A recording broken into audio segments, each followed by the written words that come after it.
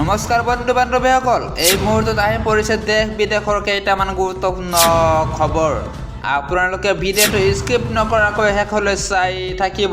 আজিৰ প্ৰথমটা গুৰুত্বপূৰ্ণ খবৰ, কংগ্ৰেছৰ প্ৰতিবাদত উত্তাল গুৱাহাটীৰ মাজমজিয়া। এই মুহূৰ্তত আহি পৰিছে এটা বিগ ব্ৰেকিং নিউজ।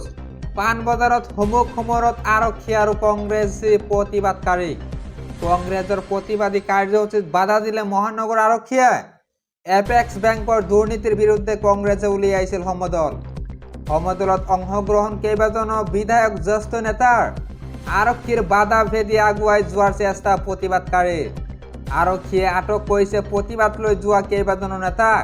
আজি পৰৱৰ্তী গুৰুত্বপূৰ্ণ খবৰ, অশান্ত জৰ্জৰ মধ্যপ্ৰাচ্যত চলিয়াই আছে যুদ্ধৰ দামামা। এই মুহূৰ্তত আহি পৰিছে আন এটা বিগ ব্ৰেকিং নিউজ। গাজাৰ ওপৰত পুনৰ ভয়ংকৰ আক্ৰমণ ইজৰাইলৰ। ইজৰাইলৰ এয়াৰ ষ্ট্ৰাইকত নিহত কমে 17 জন লোক। খান ইউনিছ চহৰত ইজৰাইলৰ ভয়ংকৰ এয়াৰ ষ্ট্ৰাইক। ইজৰাইলী সেনাই বোমাৰে উৰুৱাই দিলে বৃহৎ অট্টালিকা। এয়াৰ ষ্ট্ৰাইকৰ পিছতে পেলেষ্টাইনীৰ মাজত খোৱা দোৱা। ধ্বংসস্তূপত আবদ্ধ হৈ পৰা শিশুকে ধৰি কেইবাজন। হামাছে ৰাখি থোৱা পণবন্দীক মুক্তিৰ দাবীৰে যুদ্ধ অব্যাহত।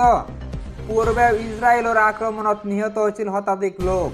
বন্ধু বান্ধৱীসকল, এনেকুৱা ধৰণৰ খবৰ নিত্য নিত্য পাবলৈ আমাৰ ফেচবুক পেজটো ফলো আৰু শ্বেয়াৰ কৰি দিব।